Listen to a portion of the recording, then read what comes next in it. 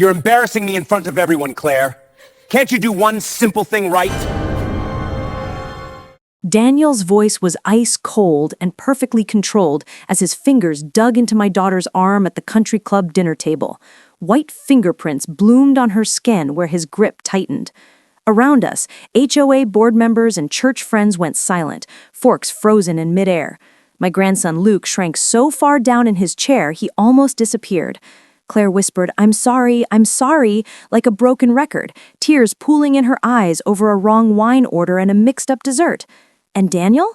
He smiled, that charming, practiced smile that had fooled this entire community into thinking he was a saint. I sat there, my mother's lace handkerchief twisted in my fist, and I knew. This man thought he was untouchable, thought that an old widow like me would never dare challenge him, that I'd keep playing the role of the quiet mother, the good Christian woman who never made a scene. He was wrong. By the time I finished with Daniel Murphy, that perfect smile was replaced by handcuffs, a guilty verdict, and a prison sentence that made headlines across South Carolina. I took him down using the very weapons he'd used to control my daughter: financial records, legal documents, and the cold machinery of justice he thought he understood better than anyone. They always underestimate us, don't they? The choir ladies, the grandmothers, the women who've spent a lifetime being told to keep the peace at any cost. Biggest mistake of his life. Before I tell you how I did it, I need to say something to anyone listening who's living in fear right now, anyone watching someone they love get hurt, anyone who's been told to stick quiet, to not cause trouble, to remember what people might think. Silence is not peace. Silence is surrender. I know how terrifying it is to speak up, especially for us at our age, when we're supposed to have everything settled, when fighting back feels too hard, too late, too risky. When you're afraid of losing your home, your savings, your standing in the community you've built your whole life around. But you are not alone. If you can, share your story in the comments, even just a sentence. Or if you're not ready for that, just tell us where you're from. Let us know you're out there. Because the first step is being seen. And I promise you, we see you. We believe you. Now, let me tell you how this nightmare began. My name is Margaret Walker. I'm 69 years old, a widow, and I live at Silver Horizon Lake Community in South Carolina. On paper, this place is paradise for people like me. A sprawling retirement community with a golf course, a marina, a pristine clubhouse where we host dinners that look like they belong in magazines, church groups on Sundays, bridge games on Wednesdays, HOA meetings where we debate mailbox regulations like they're matters of national security. Everyone here is white, middle to upper middle class, and dedicated to one unspoken rule: keep up appearances. Reputation matters more than truth. Being a good neighbor means never, ever making a scene. For most of my life, I lived by that rule too. My mother taught it to me with every carefully folded handkerchief, every swallowed complaint, every smile she wore while her own pain stayed buried. She believed, and I believed, that a woman's holiest work was keeping the family peace. When my husband died of cancer 3 years ago, I thought I'd done everything right. We'd had a stable marriage, no drama, no scandals. I sang in the church choir, volunteered at community events, smiled at everyone. At his funeral, I clutched my mother's lace handkerchief, the one with her initials embroidered in the corner, and told myself I'd been a good wife, a good Christian, a good woman. Then Claire moved back. Not back to my condo, but close. She and Daniel bought a gorgeous lakeside house just 10 minutes away. Big windows, a dock, a yard where Luke could run and play. Close enough for Sunday dinners, far enough that I couldn't see what was happening when the doors closed. At first, I was so relieved. My daughter, the talented architect who used to design safe spaces for children in New York, was finally settled. Married to Daniel Murphy, a handsome financial advisor with perfect manners and a smile that could charm anyone. He was even the treasurer of our HOA board. Everyone loved him. They had Luke, my beautiful grandson, who spent hours fishing off the dock and collecting smooth stones by the water's edge.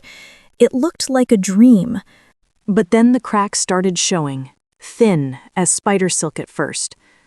Claire began wearing long sleeves in the Carolina summer, cardigans in 90-degree heat, scarves that covered her neck even indoors. When I asked about it, she'd wave me off with a brittle laugh. "I'm just cold, Mom. You know how air conditioning is." She apologized constantly for being 2 minutes late, for forgetting to return a text, for the vegetables being slightly overcooked, for breathing wrong, it seemed. My grandson's laughter disappeared. Luke started having nightmares that left him screaming in the dark. Claire would call me at 2 in the morning, her voice thin and shaking. "He's okay, Mom. Just bad dreams. All kids have them." But one afternoon, while we sat on my porch watching the lake, Luke said something that stopped my heart. "Grandma," he whispered, his eyes fixed on the water, his fishing pole forgotten. "Daddy's scariest when he's quiet." The words hung in the humid air like smoke. I started watching more carefully after that. The texts from Claire that came in staccato bursts. "I'm fine, Mom. He's just stressed from work." The way she flinched when her phone buzzed. The way Daniel's hand would clamp around her wrist at family gatherings, his smile never faltering, even as his fingers left white impressions on her skin. Everyone else saw the charming husband, the good provider, the man who said things like, "I make enough for both of us, sweetheart," with such warmth that Claire quit her architecture job and everyone congratulated them on their perfect arrangement. Only I saw the fear flickering behind my daughter's eyes. And then one afternoon, I found the proof. I was at their house, looking for a pen in the kitchen. I opened a drawer and saw folded cloth napkins stacked neatly inside. Something about the way they were arranged felt wrong. Too careful, too deliberate. I lifted them. Underneath were photographs. Polaroids with dates written on the back in Claire's careful handwriting. Her arm, bruised purple. Her neck, ringed with finger marks. Her ribs, mottled yellow and green. A chronology of violence, hidden between napkins like a terrible secret tucked inside domestic routine. I stood there, my hands trembling, those photos spread across the kitchen counter like evidence at a crime scene, and I thought about my mother, about her lace handkerchief, about all the women in my family who'd been taught to swallow the hard things, to carry on, to keep the peace no matter the cost. I thought about the life I'd lived, the arguments I'd smoothed over, the complaints I'd bitten back, the voice I'd lowered so many times it had almost disappeared. That night, alone in my condo, I held that lace handkerchief in my hands and whispered to my mother's memory, "Not this time. This time, I'm not staying quiet." I didn't know the law, didn't understand restraining orders or custody battles or how to read financial statements. I was just a 69-year-old widow who sang in the choir and played bridge on Wednesdays. But I knew one thing with absolute certainty. I was going to take Daniel Murphy apart, piece by piece, until there was nothing left but the truth. And the truth, as it turned out, was so much darker than even I had imagined. Because Daniel wasn't just an abuser. He was a predator who'd been stealing from our entire community, using his position and charm to hide crimes that went far beyond what he did to my daughter. But I'm getting ahead of myself. First, I had to learn how to fight a war I'd spent my whole life avoiding. And the first battle? That country club dinner where everything finally exploded into the open. The country club dinner was supposed to be a celebration, the HOA board's annual fundraiser. White tablecloths, crystal wine glasses catching the chandelier light, The kind of event where everyone wore their best smiles and their most expensive watches. Daniel had insisted we all come. He was treasurer, after all. He needed his family there to complete the picture. The devoted wife, the adorable son, the supportive mother-in-law. We were props in his performance of perfection. I should have known something would go wrong. Claire had been on edge all week, checking and rechecking the reservation, asking Daniel 3 times what she should wear, apologizing in advance for things that hadn't even happened yet. The dining room smelled like expensive cologne and fresh roses. Our table sat near the center, right where everyone could see us. Harold and June Morphy, Daniel's parents, were already seated. Harold in his golf club blazer, June with her eyes cast down at her napkin like she was reading scripture there. Around us sat the pillars of Silver Horizon, the HOA president, the head of the church council, families who'd lived here for decades, people who valued reputation above almost anything else. Daniel held court beautifully at first, shaking hands, telling jokes, asking about golf handicaps and grandchildren. He pulled out Claire's chair with a flourish, kissed her cheek for the audience. The perfect gentleman. Luke sat between Claire and me, picking at his napkin. His little hands kept twisting the fabric into knots. I reached over and squeezed his shoulder gently. He looked up at me with those big eyes, and I saw something there that made my chest tighten. Fear. A child shouldn't look that afraid at a dinner party. The first course came. Salads with candied pecans and cranberries, polite conversation about the new playground equipment and the marina renovation. Everything was smooth. Then Claire ordered the wine. The waiter asked what we'd prefer for the table, and Claire hesitated. Just for a second. She glanced at Daniel, trying to read his face, then said softly that perhaps the Pinot Noir would be nice. Daniel's smile didn't change, but his voice did. It dropped half an octave, took on an edge sharp enough to cut. The Pinot Noir? Really, Claire? He said it like she'd just announced she wanted to set the building on fire. I specifically told you this morning, the Cabernet for red meat. Did you already forget? Claire's face went pale. She stammered that she was sorry, that she'd misunderstood, that of course he was right. The waiter stood there awkwardly, pen hovering over his notepad. Daniel ordered the Cabernet himself, then turned back to the table with that charming smile, making a joke about how his wife was brilliant with blueprints but helpless with wine lists. A few people laughed, nervous laughter, the kind that fills uncomfortable space. June looked down at her plate. Harold clapped Daniel on the shoulder and said something about women and their selective memory. More laughter. I felt my jaw tighten. The dinner continued. Claire barely touched her food. She cut her steak into tiny pieces, rearranged them, but didn't eat. Her hand trembled every time she reached for her water glass. Then came dessert. The waiter brought out the options, chocolate mousse or crème brûlée. Claire ordered the mousse for our end of the table without asking Daniel first. I saw her realize her mistake the instant the words left her mouth. Her eyes went wide, her breath caught. Daniel set down his fork with a deliberate clink against the china. The sound cut through the conversation like a knife. He turned to Claire slowly. Everyone at the table was watching now. Pretending not to, but watching. "You're embarrassing me in front of everyone, Claire."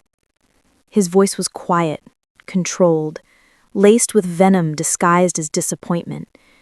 "Can't you do one simple thing right?" His hand shot out and clamped around her arm. Not a gentle touch, a grip. His fingers dug into her flesh so hard that white marks appeared instantly around them. Claire gasped. Luke shrank down in his chair, his face crumpling like he'd been hit. "I'm sorry," Claire whispered, her voice breaking. I'm sorry." She was crying now. Silent tears running down her face at a table full of people who were supposed to be our friends, our community, our support. And what did they do? They looked away, studied their dessert plates, adjusted their napkins, pretended they hadn't seen a thing. Harold naffed, actually laughed. slapped the table and said something about wives needing a firm hand now and then, like it was the punchline to a joke. A few people shifted uncomfortably, but no one said a word. I sat there with my mother's lace handkerchief twisted in my fist beneath the table. My heart was pounding so hard I could hear it in my ears. Every instinct I'd been raised with screamed at me to stay quiet. Don't make a scene, don't embarrass the family. Think of what people will say. But I looked at Luke's face, saw my grandson shrinking into himself, learning in real time that this was what love looked like, that men could hurt women, and everyone would just laugh it off. I looked at Claire, tears streaming silently, apologizing for existing, and I thought about those photographs hidden in the kitchen drawer, years of bruises, years of silence. If I didn't speak now, when would I? If I used her fear as my excuse to stay quiet one more time, the next time I might be standing over a coffin. My chair scraped against the floor as I stood up. The sound cut through the murmured conversations. People turned to look. I walked around the table. My legs felt strange, like they belonged to someone else, someone braver than I'd ever been. Daniel was still holding Claire's arm, still smiling. He looked up at me with those charming eyes, probably expecting me to smooth things over, to make some joke about family and redirect the conversation. Instead, I reached out and took Claire's wrist. She looked at me with pure panic in her eyes. Her lips formed the words, "Not now, Mom, please." But I'd spent 69 years listening to please. Please be quiet. Please keep the peace. Please don't make trouble. Not this time. I rolled up Claire's sleeve. Under the bright white lights of the country club chandelier, the bruises were impossible to miss, purple and yellow fingerprints circling her forearm. Some old, some new, a map of violence written on my daughter's skin. The gasps came first. Sharp intakes of breath around the table, forks clattered against plates. Then silence. Complete, suffocating silence. Claire was sobbing now, not silently anymore, but in great shaking gulps. She tried to pull her arm away, saying I was embarrassing her, begging me to stop. And that hurt. God, that hurt almost as much as the bruises themselves. That she believed the shame belonged to her. I looked around the table at all those faces, at the HOA president who suddenly found his wine glass fascinating, at the church council head who was staring at the ceiling, at Harold whose laughter had died in his throat. Then I looked straight at Daniel. His mask had finally slipped. Just for a second, I saw rage flash across his face, cold and calculating, before he smoothed it back into confused concern. My voice came out steady, louder than I'd ever heard it. "This isn't a marital spat," I said to everyone and no one. "This is violence." Daniel started to speak, his voice dripping with reasonable explanation, but I turned away from him, turned to Claire. "We're leaving," I told her gently. "Now." I didn't know it then, but that moment, pulling up that sleeve, saying those words, was a declaration of war. And Daniel Murphy? He wasn't about to let some old widow destroy his perfect reputation without a fight. The real battle was just beginning. That night, my phone rang at 11:30. Claire's number flashed on the screen. My hands were still shaking from the country club, from pulling up that sleeve, from walking out with Luke's small hand clutched in mine, while Daniel's voice followed us across the parking lot. I answered on the first ring. Claire was sobbing so hard I could barely understand her words. Something about how I'd humiliated her, how everyone saw, how Daniel was so angry, and it was all my fault. How could I do that to her? How could I? Her voice was raw with shame and terror, and I realized with a sick feeling in my stomach that she wasn't calling to thank me, she was calling to beg me to fix it, to apologize to Daniel, to make it all go away. I sat on my porch in the dark, the lake water lapping against the shore, and listened to my daughter defend the man who was destroying her. When she finally ran out of words, I said quietly that I loved her, that I wasn't sorry, that those bruises told a truth she'd been hiding for too long. She hung up on me. 20 minutes later, my phone buzzed again. A text from Daniel. It was perfectly polite, almost friendly. He said he understood that I was concerned, that families sometimes had misunderstandings, but that what I'd done tonight had crossed a line. He hoped we could sit down like adults and discuss this privately. He was sure we could come to an understanding. The threat was wrapped in velvet, but it was still a threat. I read it 3 times, my heart hammering. Then I took a screenshot. I didn't know why yet, just instinct. I didn't sleep that night, sat on my porch until dawn, watching the sky turn from black to gray to pale pink. The lake looked peaceful, deceptive, like nothing terrible could happen in a place this beautiful. By 7 in the morning, I'd made a decision. If this was war, I needed to learn how to fight it. At 9 o'clock, I was sitting in Ruth Miller's office. Ruth had been practicing family law for 35 years. I'd met her at a church fundraiser once, remembered her because she'd spoken bluntly about things other people whispered about: domestic violence, elder abuse, financial exploitation. Her office smelled like coffee and old paper. Legal books lined the walls floor to ceiling. She sat across from me with reading glasses perched on her nose and listened without interrupting while I told her everything. The bruises, the photos, the apologizing, Luke's nightmares, Daniel's grip on Claire's arm last night. When I finished, she was quiet for a long moment. Then she leaned forward, her voice steady and matter-of-fact. "Margaret," she said firmly but kindly, "anger doesn't move a judge. Paper does. You need to start documenting everything." I must have looked confused because she continued. "Photos, texts, medical records if she'll share them, dates, times, witnesses, every single thing you can gather. Because when this goes to court, and it will go to court, we need evidence that tells a story no one can deny." The word court made my stomach drop. I was 69 years old. I sang in the choir. I'd never been inside a courtroom in my life except for jury duty 20 years ago. Ruth must have seen the fear on my face. She reached across the desk and patted my hand. "You've already done the hardest part," she said with surprising gentleness. "You spoke up. Now we just need to build the case." She gave me homework. Keep a journal, record every conversation, save every text and voicemail, get copies of those hidden photographs, find out if Claire had been to the hospital or doctor, talk to neighbors, talk to Luke's teachers, gather evidence like I was building a wall, brick by brick. I left her office with a yellow legal pad and a sense of purpose that felt both terrifying and clarifying. Over the next 2 weeks, I became a detective. I went back to Claire's house when I knew Daniel would be at work.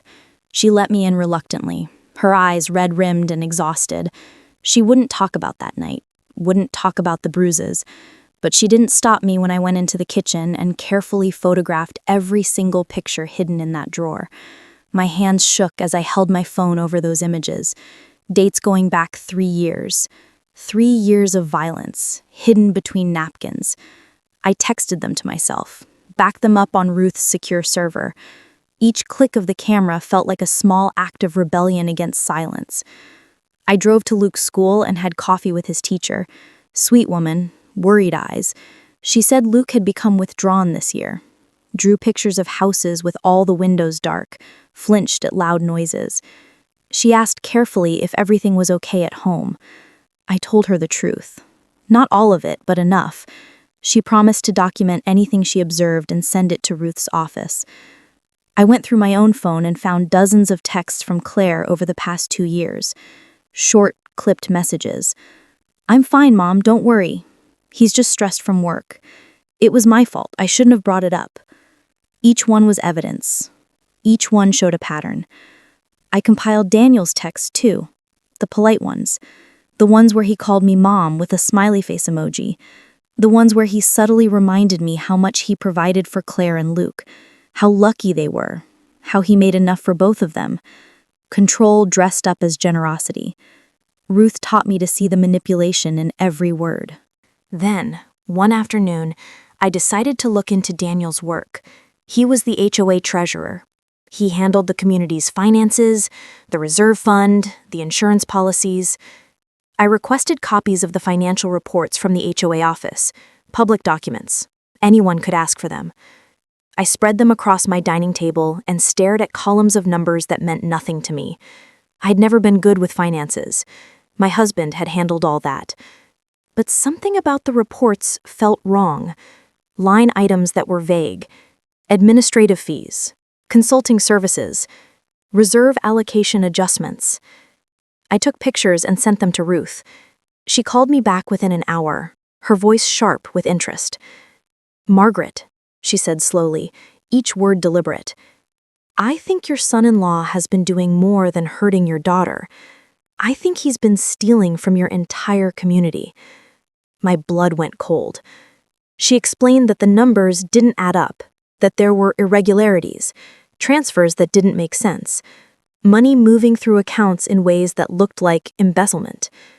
"If we can prove this," Ruth continued, her tone edged with something like satisfaction, "this isn't just a domestic violence case anymore. This is fraud, financial crimes. This gives us leverage we didn't have before." I sat there holding the phone, looking out at the lake, at the beautiful houses and pristine lawns of Silver Horizon. Our community. The place where everyone trusted Daniel Murphy with their money because he smiled so nicely at church.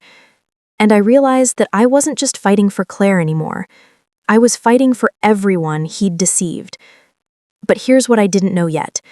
What I couldn't have known, sitting there with my legal pad and my photographs and my burning sense of purpose. Daniel had cameras. Everywhere. Inside the house. Watching. Recording. And in 3 days, something was going to happen that would take this from a quiet gathering of evidence to a full-blown crisis. Something that would make me understand just how dangerous a cornered predator can be. The call came at 5:30 in the morning, still dark outside, the kind of hour when phone calls only mean one thing. Something terrible has happened. It was Tom, my neighbor from 2 doors down. His voice was tight with urgency. "Margaret," he said quickly, barely pausing for breath. "Luke is here. He's at our door. He's barefoot and he won't stop shaking." I was out of bed before he finished the sentence, didn't bother with shoes, threw a cardigan over my nightgown and ran. The lake air was cool and damp against my skin. My heart hammered so hard I could feel it in my throat. 2 doors down felt like 2 miles. Tom and Eileen's porch light was on, the door was open, and there, sitting on their couch wrapped in a blanket, was my grandson. His feet were dirty and scratched. His pajamas were torn at the shoulder. His eyes were wide and glassy, staring at nothing. Eileen was kneeling in front of him, trying to get him to drink water. But Luke's hands were shaking too badly to hold the cup. When he saw me, something broke in his face. He started crying. Not loud, just these quiet, hitching sobs that sounded like they were being pulled from somewhere deep inside him. I gathered him into my arms. He smelled like sweat and fear. "Grandma," he whispered against my shoulder, his voice cracked and small. "Daddy hurt Mommy really bad this time." The world tilted. I asked Tom to call 911. My voice didn't sound like mine. Too calm, too steady. Like I was giving directions to the grocery store instead of reporting that my daughter might be dying. Eileen pressed her phone into my hand with Ruth's number already pulled up. I hadn't even realized she knew Ruth. Later I'd learned that half the women in this community knew Ruth. We all just kept it quiet. The police arrived first, then the ambulance. Red and blue lights spinning across the lake, shattering the dawn into pieces. I rode with Luke in Tom's car, following the ambulance to the hospital. He wouldn't let go of my hand. His grip was so tight my fingers went numb, but I didn't pull away. At the hospital, they made us wait in a room that smelled like antiseptic and burnt coffee. Fluorescent lights buzzed overhead. Luke sat pressed against my side, still shaking. A doctor came out after what felt like hours, but was probably only 40 minutes. She was young, with kind eyes and exhaustion written across her face. She said Claire was stable. Then she listed the injuries in that clinical way doctors have when they're trying not to break down in front of you.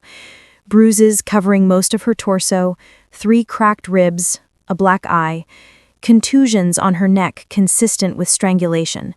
She'd lost consciousness, which was why Luke had run, and she was 8 weeks pregnant. That detail hit me like a physical blow. 8 weeks. Claire hadn't told me. Maybe she hadn't told anyone. Maybe she was trying to figure out what to do. Maybe she was terrified of what Daniel would do when he found out. The doctor's voice softened when she said that the baby was okay. For now. Then she asked, carefully and clearly, if I knew who had done this. I said yes. Said his name. Daniel Murphy. Said he was her husband and that this wasn't the first time. The doctor nodded, like she'd expected that answer. She said the police would need to talk to Claire when she woke up, that they'd photograph everything, that a social worker was already involved because of Luke. She said all of this in a tone that told me she'd had this conversation hundreds of times before. They let me see Claire after another hour. I left Luke with a victim advocate who had a gentle voice and toys that he ignored. Claire was lying in a hospital bed, small and broken under white sheets. Her face was swollen almost beyond recognition. Purple bruises bloomed across her cheekbone. Around her neck were perfect fingerprints, dark as ink. An IV dripped clear fluid into her arm. Monitors beeped softly. The room smelled like iodine and something else, something metallic. Blood, I realized. Dried blood they hadn't quite cleaned away. I pulled a chair close to her bed and took her hand, so carefully, afraid I might hurt her even more. Her eyes fluttered open, took a moment to focus. When she saw me, tears started sliding down her temples into her hair. "Mom," she breathed, and the word was thick with shame and relief and exhaustion. I wanted to ask what happened, wanted details, wanted to know exactly how we'd gotten here, but what came out instead was simpler. I told her softly, but firmly, that she was safe now, that Luke was safe, that she didn't have to go back. Claire's face crumpled. She cried so hard her whole body shook, and the monitors started beeping faster. A nurse came in, gave me a warning look, adjusted something on the IV. When Claire could breathe again, she whispered something I'd been waiting years to hear. "Mom," she said, each word a struggle. "I want out.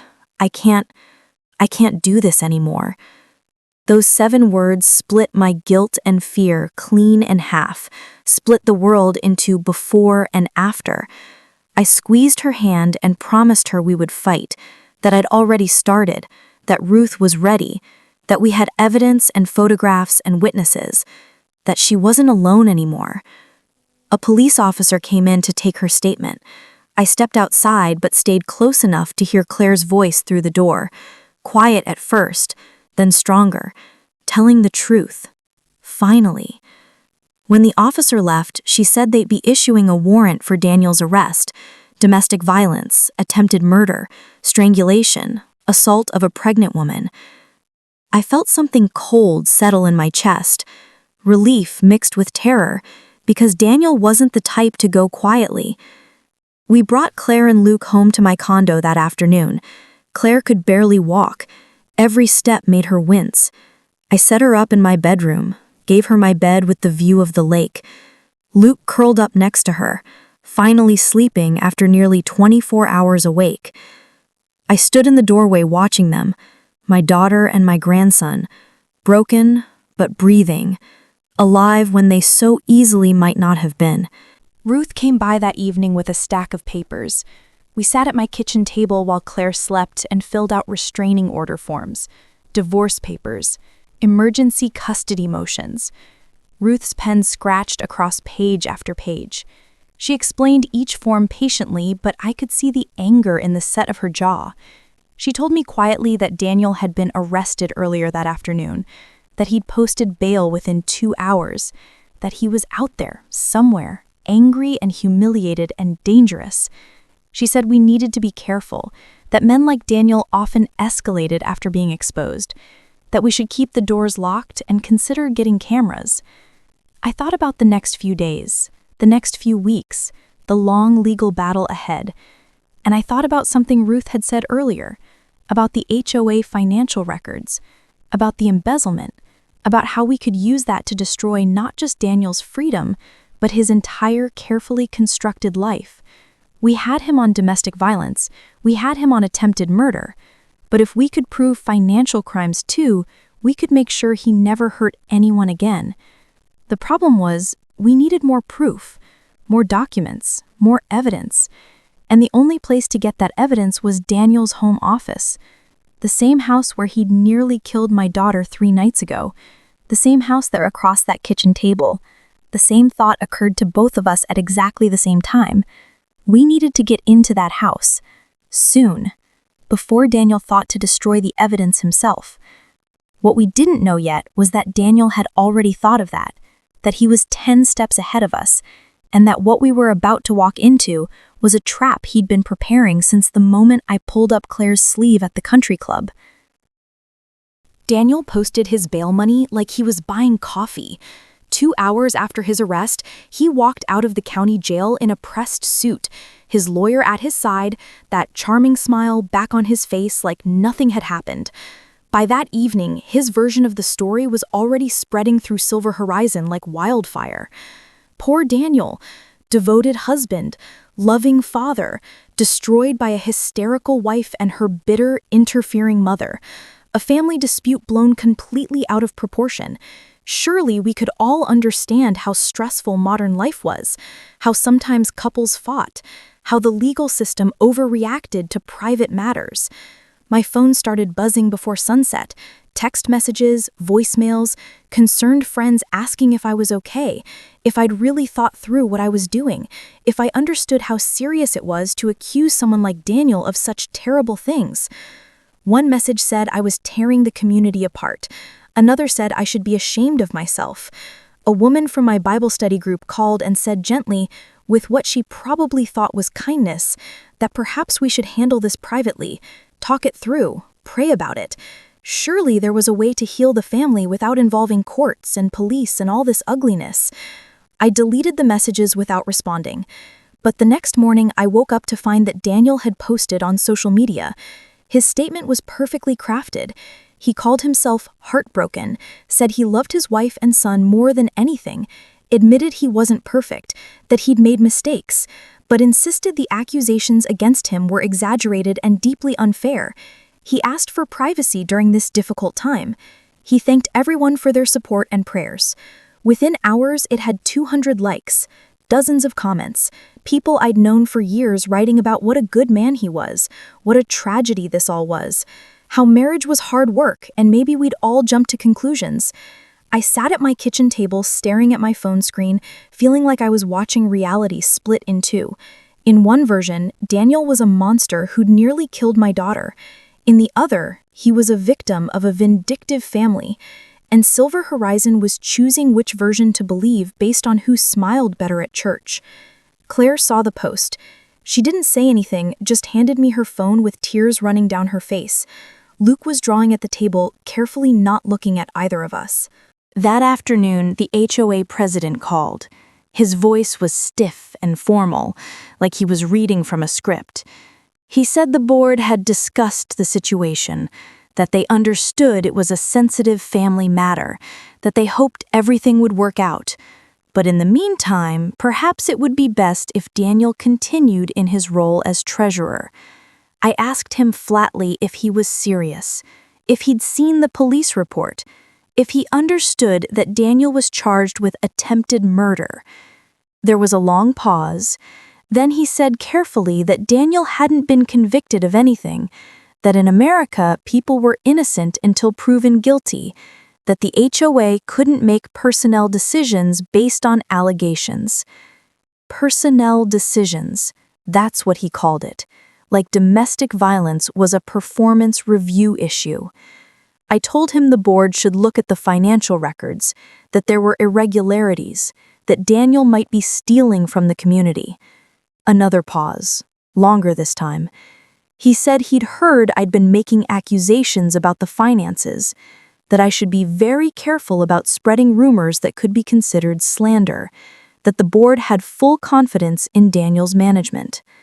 Then he suggested, in a tone that wasn't quite a threat, but wasn't far from it, that perhaps I was under a lot of stress, that grief and family problems could make people see things that weren't there. I hung up on him. Ruth called an hour later. She'd been digging deeper into the HOA records, cross-referencing them with bank statements and insurance documents. Her voice was sharp with controlled anger when she told me what she'd found. Daniel had been siphoning money for at least 2 years, small amounts at first, then larger. He'd created fake consulting companies, paid them from HOA funds, and funneled the money back to himself. He'd inflated maintenance costs and pocketed the difference. He'd manipulated the insurance policy to get kickbacks from the provider. Thousands of dollars. Maybe tens of thousands. Maybe more. Ruth said this changed everything, that financial crimes meant federal charges, that we could go after not just his freedom but his assets. Everything he'd used to control Claire. The money, the house, the reputation. But we needed proof that would hold up in court. Paper trails, documents, bank records, most of which were probably in Daniel's home office. The problem was obvious. The restraining order said Daniel couldn't be near Claire or Luke, but it didn't say anything about his house. Claire had left with nothing but the clothes on her back and her son's hand in hers. Technically, legally, half that house was hers. She had every right to go back and get her things. Ruth laid it out carefully. We could go in with a police escort. We had 48 hours before Daniel's lawyer would think to block access. We needed to move fast. Get the financial records, Claire's personal documents, anything that might be evidence. I looked at Claire. She was sitting on my couch, Luke's head in her lap. Her face was still swollen and bruised. She looked terrified. She said quietly, almost whispering, that she didn't want to go back there, that she couldn't walk into that house again, that just thinking about it made her feel like she couldn't breathe. I told her she didn't have to, that I would go, that I would get everything we needed. Ruth started to object, saying it should be Claire as the legal resident, but Claire cut her off.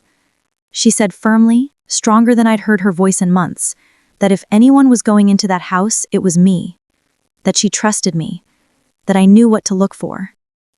So that's how I found myself, at 69 years old, driving to my son-in-law's house with a police officer and Ruth's paralegal, carrying empty boxes and a list of documents we needed to find. The house looked perfect from the outside.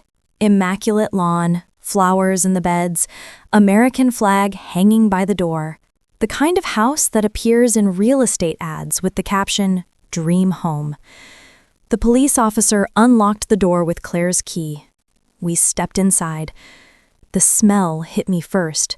Claire's perfume mixed with something else, something sharp and chemical. Cleaning products, I realized. Daniel had scrubbed everything. The living room looked staged. Magazines arranged just so on the coffee table, throw pillows perfectly positioned, family photos on the mantel showing smiling faces that made me want to vomit. The paralegal headed upstairs for documents. The officer stayed near the door. I went to Daniel's office. It was locked. Of course it was locked. The officer used a tool to pop it open. The door swung wide, and I saw immediately why Daniel had secured it. File cabinets. 3 of them, labeled and organized with the precision of someone who knew exactly what he was hiding. HOA finances, insurance documents, investment portfolios, bank statements. Everything we needed. I started pulling files, stacking them in boxes. My hands were shaking. Every sound in the house made me jump. I kept expecting Daniel to appear in the doorway, even though I knew he was legally required to stay away. That's when I noticed the cameras. Small, black, mounted in the corners of every room, little red lights blinking, recording everything. My stomach dropped. The officer saw where I was looking. He swore under his breath and immediately called it in. Because here's what I didn't understand yet, what none of us had considered. Daniel had been watching the whole time, every move we made, every document we touched, and somewhere, probably sitting in a coffee shop with his lawyer and that perfect smile, he was recording us, gathering his own evidence, building his own case. We'd walked right into his trap, and by the time we realized it, he'd already started the next phase of his plan to destroy my name, my credibility, and any chance we had of beating him in court. The cameras changed everything. Within 24 hours, Daniel's lawyer filed a motion claiming we'd broken into his client's home, that we'd stolen private documents, that we were harassing a man who was simply trying to defend himself against false accusations. The footage showed me going through his files, taking boxes of documents. It looked exactly like what it was, a search for evidence. But Daniel's lawyer spun it as theft, as a violation of his privacy, as proof that we were the real aggressors. Ruth fought back hard, filed counter motions explaining that Claire had legal right to access the marital home, that the documents were community property, that everything we'd done was lawful. But the damage was done. The narrative had shifted. Now, Daniel wasn't just the wrongly accused husband, he was the victim of a vindictive campaign, a man whose home had been invaded, whose privacy had been violated, all because an overbearing mother-in-law couldn't accept that marriages sometimes had problems. The comments on social media multiplied. People I'd known for years, people I'd sat beside in church, were saying I'd gone too far, that I was destroying a family, that I should be ashamed.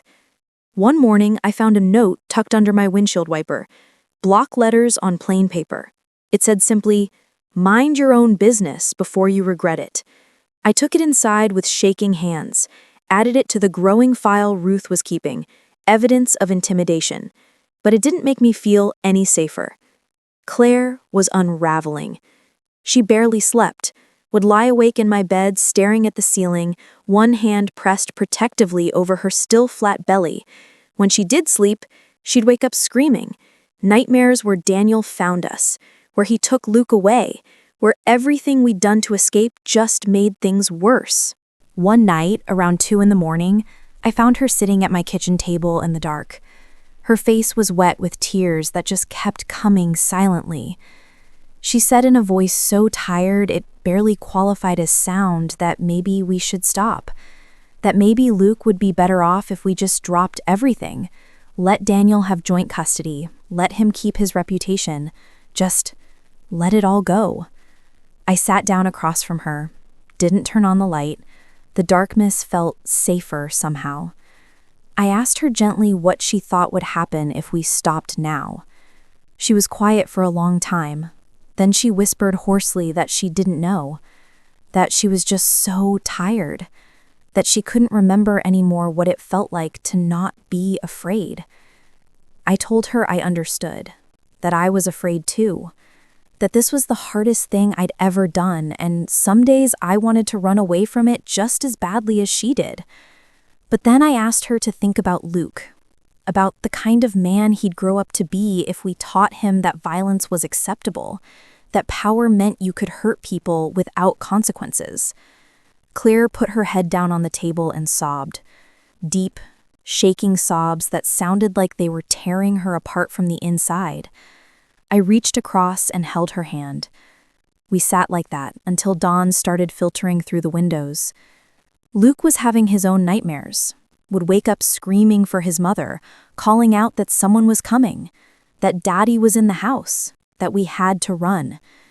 I'd find him standing in the hallway in his pajamas, eyes wide and terrified, convinced he'd heard something, seen something, that Daniel had found us.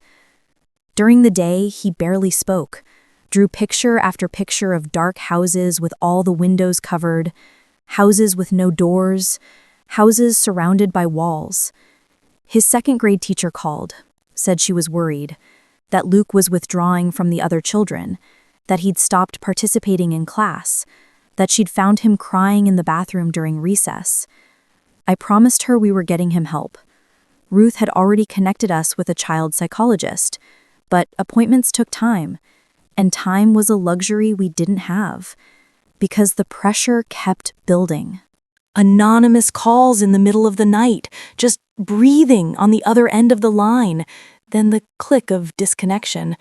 a black car that started appearing outside my building. Different times, different days, sometimes there for hours, sometimes gone when I looked again. I could never see the driver clearly, just a shadow behind tinted glass. More notes, some on my car, some slipped under my door, all variations of the same message. Stop, drop the charges, leave Daniel alone. Ruth reported everything to the police. They increased patrols, but they couldn't be there all the time, and whoever was doing this knew it. I stopped sleeping soundly, would lie awake listening to every sound, every car door closing, every footstep in the hallway. My mother's lace handkerchief stayed clutched in my hand, twisted into knots. The women from my Bible study group stopped calling, most of them, anyway. The ones who did call were careful and distant, like I'd contracted something contagious. Only 2 women kept showing up, bringing casseroles, offering to watch Luke, sitting with Claire when her hands shook too badly to hold a coffee cup. The rest vanished into their comfortable lives, grateful it wasn't them, grateful they didn't have to choose sides. The church elders called a meeting, asked me to attend, said they wanted to help facilitate reconciliation. I went because I was curious, because I wanted to see if anyone would actually choose truth over comfort. 6 men in their 70s sat around a conference table in the church basement, concerned faces, gentle voices, all of them asking me essentially the same question. Couldn't we find a way to handle this privately? One of them said kindly, like he was explaining something to a child, that the legal system was harsh and unforgiving, that it destroyed families, that perhaps mediation would be better, Christian counseling, a path toward forgiveness and healing. I asked him directly and coldly if he'd read the police report, if he'd seen the photographs of Claire's injuries, if he understood that Daniel had strangled her while she was pregnant. He shifted uncomfortably, said that of course violence was wrong, but that marriage was sacred, that divorce should be a last resort. I stood up, told them all firmly and clearly that Daniel had made divorce the only resort when he put his hands around my daughter's throat. I walked out, never went back to that church again. But their words ate at me anyway. In the dark hours, when Claire was crying, when Luke was screaming, when the anonymous notes piled up and the black car reappeared, had I made everything worse? Had I traded one kind of suffering for another? Would my daughter and grandson ever feel safe again? Or had I just taught them that fighting back only brings more pain? I sat on my porch one evening, watching the sun set over the lake. The water was so calm, so peaceful, like none of this was happening. And I thought about giving up. Really thought about it. About calling Daniel's lawyer and saying we'd drop everything if he'd just leave us alone. My phone buzzed. A text from an unknown number. I almost didn't open it. Almost deleted it without looking. But I did look. It was a photo. Recent. Taken that afternoon. Luke and Claire walking from my car to my building. Someone had been watching them.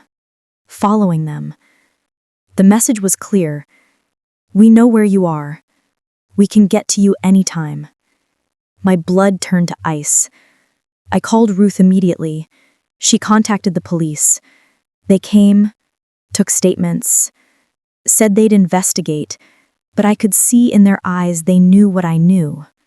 We were vulnerable, exposed, and Daniel's reach was longer than any of us had realized. That night, I couldn't sleep at all. Sat in a chair facing the door, kitchen knife on the table beside me, listening, waiting. Then, around 3 a.m, my phone rang. A local number I didn't recognize. I answered it cautiously, whispered hello into the darkness. The voice on the other end was shaking. Older, male, familiar but unexpected. It was Harold, Daniel's father, the man who'd laughed when Daniel grabbed Claire's arm at the country club dinner. He said roughly, like the words were being dragged out of him against his will, that he needed to meet with me, that there was something I had to know, something that changed everything. He said he couldn't talk on the phone, that it had to be in person. Tomorrow morning, the coffee shop on Main Street. Then he said something that made my heart stop. He said quietly, his voice breaking, "When I saw those photos of Claire, I saw my own younger face, and I realized I taught him this. Everything he's done, I taught him." The line went dead. I sat there in the dark, phone still pressed to my ear, wondering if this was another trap, another manipulation, or if Daniel's own father had finally seen what his son really was. And if he had, if Harold was ready to tell the truth, then everything was about to change. Harold was already sitting in the corner booth when I arrived at the coffee shop. He looked like he'd aged 10 years since the country club dinner. His hands shook as he wrapped them around a coffee cup he hadn't touched. June wasn't with him. That told me something right there. I slid into the seat across from him, my purse clutched tight against my side.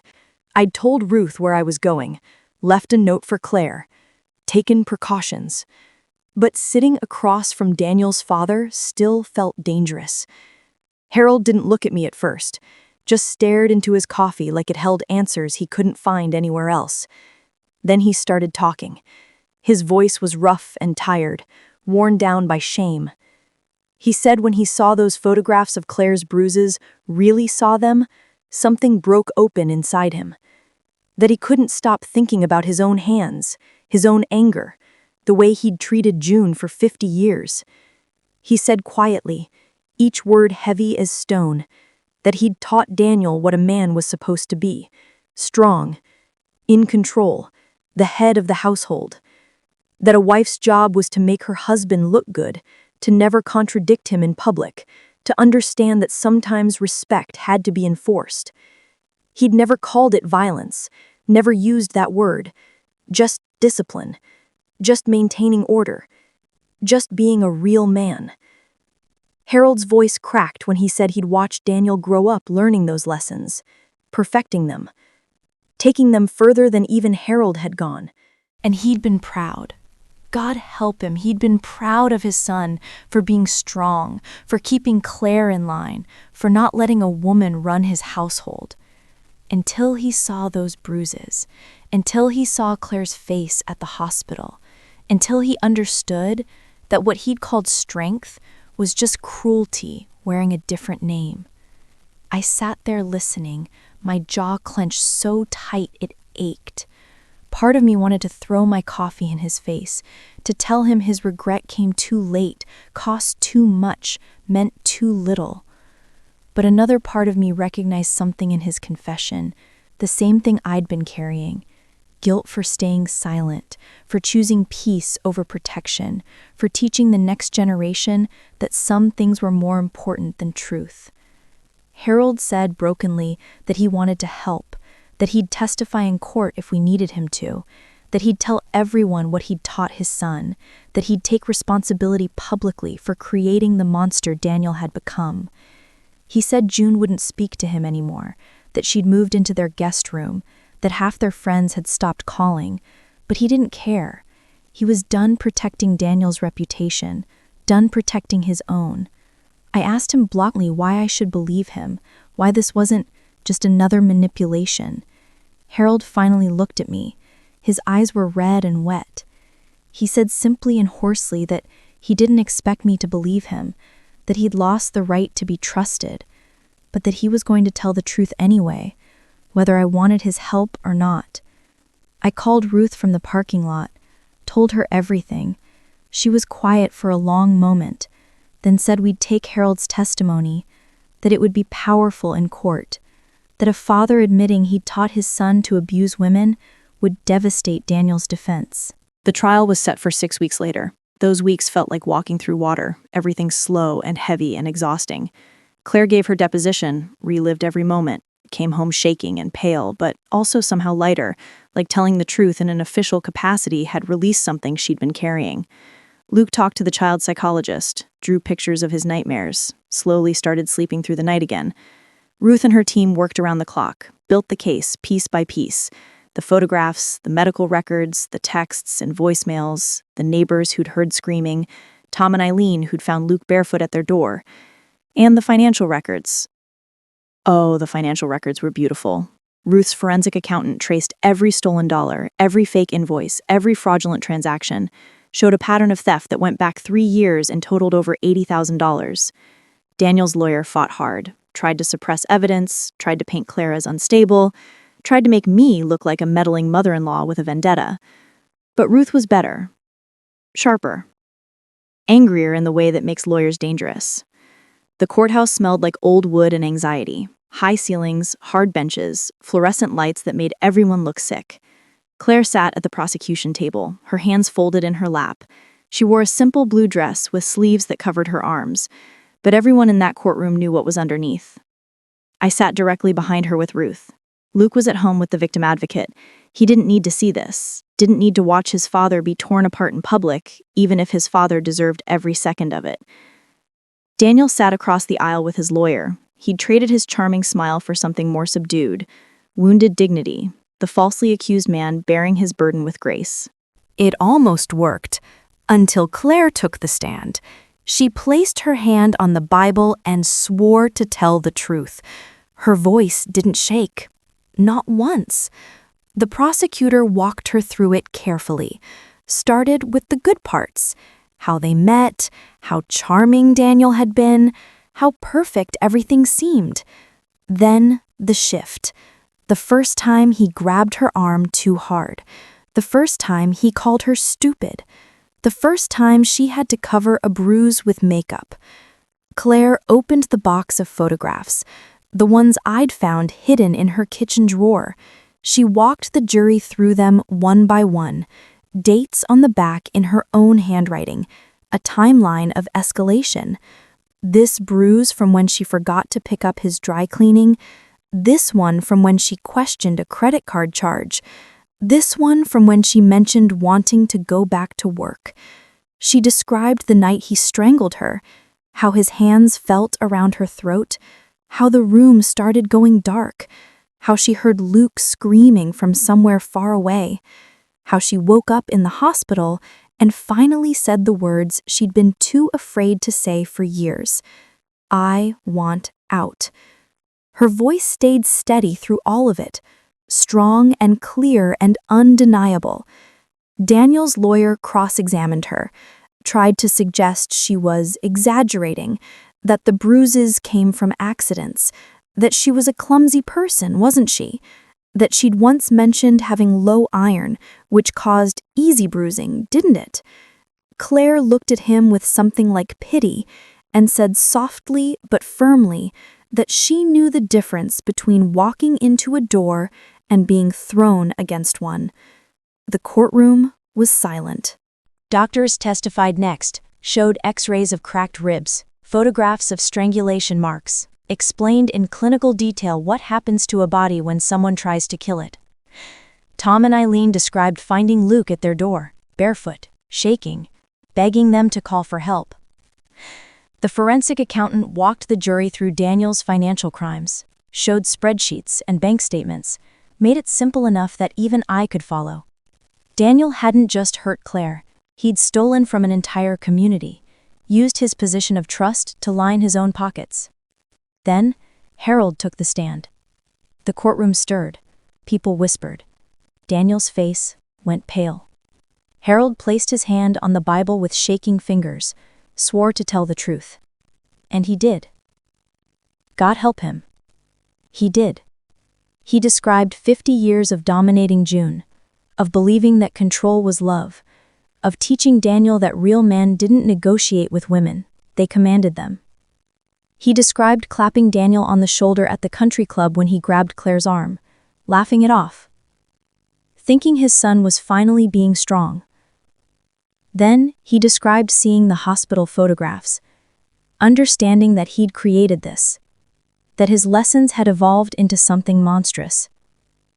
Harold's voice broke when he said simply and devastatingly that he was ashamed, that he'd spent 70 years being proud of the wrong things, that if he could take it all back, he would.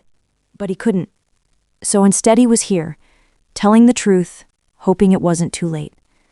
Daniel's lawyer tried to object, tried to argue relevance, but the judge overruled, said the jury had a right to understand the full context. When Harold stepped down, I saw Daniel's mask finally crack. His jaw was clenched, his hands were fists. The charming smile was gone, replaced by naked rage. His lawyer put him on the stand, tried to rehabilitate his image, asked carefully scripted questions designed to make him sound reasonable. Daniel performed well at first, said he loved his family, said he'd made mistakes but never intended to hurt anyone, said the stress of work had made him snap, that it was isolated incidents, not a pattern. Then the prosecutor stood up for cross-examination. She asked Daniel about specific text messages, specific threats, specific bruises on specific dates. She asked him about the financial records, the fake invoices, the stolen money. She asked him how many isolated incidents it took before it became attempted murder. Daniel started contradicting himself, got defensive, raised his voice. The prosecutor stayed calm, kept pressing, and slowly Daniel unraveled. He blamed Claire for provoking him, blamed stress, blamed the legal system for blowing everything out of proportion. The jury watched, stone-faced. Deliberation took 4 hours, 4 hours that felt like 4 years. When they came back, the forewoman stood, read the verdict in a clear, official voice. Guilty, domestic violence. Guilty, attempted murder. Guilty, strangulation. Guilty, financial fraud. Guilty, on every single count. Daniel's face went white. His lawyer put a hand on his shoulder. Claire started crying silently. I squeezed her hand and felt something I hadn't felt in months. Hope. The judge scheduled sentencing for 2 weeks later, ordered Daniel remanded into custody immediately. No more bail, no more freedom. Bailiffs led him away in handcuffs. He didn't look at Claire, didn't look at me, just stared straight ahead as the doors closed behind him. Outside the courthouse, cameras flashed, reporters shouted questions. Claire stood at the microphone with Ruth beside her and spoke words I'll never forget. She said quietly but firmly, her voice carrying across the crowd, "Love does not hurt like that." 5 words, simple, true, undeniable. That night I sat on my porch and watched the sunset over Silver Horizon Lake. The water was calm and peaceful. For the first time in months, I felt like I could breathe. But the story wasn't over yet, because 2 days later, something happened that changed everything again, something I never saw coming. I squeezed Claire's hand right there in the courtroom, right after the verdict. My heart was bone-tired, but finally standing up straight. The bailiffs led Daniel away in handcuffs. He didn't look back at us. He just stared straight ahead as those heavy courthouse doors closed. We won, but winning felt like having survived a terrible wreck. We knew the story wasn't over. The sentencing was still ahead. Then, 2 days later, something happened that changed everything again. Something I never saw coming. Ruth called me that morning with the news. "Margaret," she said, her voice sounding tired but satisfied, "the judge made sure he won't be back." Daniel got 20 years. 20 long years for the physical abuse, the strangulation, and the cold-blooded financial crimes. He'd stolen thousands from our HOA funds. He'd violated the trust of half the senior community. The bruises could be denied or blamed on clumsiness, but missing money? That was a hard fact you couldn't look away from. The silence that fell over Silver Horizon was thick and sour, like milk left out too long. No more bridge games were held at the Murphy's house, no more polite nods at the grocery store. Our community, built on the rule of keep up appearances, had been forced to look at the rotten core under its perfect manicured lawn. But the first person to truly break the silence wasn't Claire or me. It was Harold, Daniel's father. I still remember the feeling of the paper when his column arrived in the community newsletter. It was titled "The Burden of the Patriarch," and it sat right there next to the golf scores. His words felt rough and honest, smelling like old newspaper and fresh regret. He wrote about his own shame. He wrote about the silence he'd kept for 50 years. He wrote about how he taught his son that respect had to be enforced. He wrote about the moment he saw Claire's photos and realized he'd helped create a monster. It was a public confession, a slow, painful surgery on the soul of our little town. It showed us all that the courage to speak up wasn't just for the victim, it was for the bystander too. June never moved back into the master bedroom, but she stayed in the guest room, and she read his column every week. Sometimes I see her down by the marina, watching the boats go by. She's quiet, but she looks up now. She looks at people, not at her shoes. I'm sitting here now, 3 years later, on the same bench by the water. The lake breeze smells of pine and damp earth, just like it always did. The sun glints off the water, warm and easy on my 72-year-old face. The lake is the same water, I think, but I am not the same woman. The fear of losing everything, my home, my security, my standing, that old ghost, it finally faded. It faded because I learned that what I feared losing wasn't nearly as important as what I stood to save. Claire, my beautiful, strong girl. She found her way back to the blueprints. She's not designing skyscrapers in New York anymore. She's designing safe spaces for women and children. She's an architect for domestic violence shelters and community centers for vulnerable families. She called me last month, her voice full of pride, and said, "Mom, I just finished the plans for the new wing. It has a courtyard where the children can plant flowers." Her scars haven't disappeared, but she's turned them into foundation walls. They are the strength of her new designs. Her brittle smiles are gone. Her laughter is deep and real now. It sounds like a chime on the wind, clear and sure. Luke is 11. He's tall and lean and still loves to fish. He still carries his fear sometimes, tucked away in the shadows, but it doesn't own him. His school notebooks are covered in drawings of houses, not the big, beautiful lakeside house he ran from that night, but houses with many windows, bright, sun-filled houses with doors that always open. He knows his story. He knows his grandmother fought a war for him. That's the legacy I wanted to leave him. Not a silent grandmother who kept the peace, but a woman who showed him that true strength means protection, not quiet endurance. The smell of fear in his pajamas that night, that terrible scent, is finally being replaced by the fresh smell of lake air and sunscreen. I pull out the lace handkerchief, my mother's initials, still perfectly embroidered. For 69 years, this cloth meant silence, obedience, and keeping the family peace. Now, I rub the delicate lace between my thumb and forefinger, and the meaning has changed. It's not a symbol of the silent generation anymore. It's a reminder of the quiet, deep strength we women carry. The strength to look at the terrible thing and call it what it is. This is violence. I hear my own voice from that country club night, steady and loud. That was the moment, pulling up Claire's sleeve, speaking the truth out loud in a room full of people who wanted to pretend. That was the first tiny crack in Daniel's perfect, terrible world. I finally understand my role in all of this. I wasn't the lawyer or the architect or the judge. I was the one who opened the door. I want you all to hear me say this, especially those of you who are watching someone you love struggle, or maybe you are the one struggling. I know the feeling of late life loneliness, the fear that you are too old to start over, too old to fight, too old to risk your reputation. But you are not too old to open the door. The moment you say the truth out loud, the fight is half won.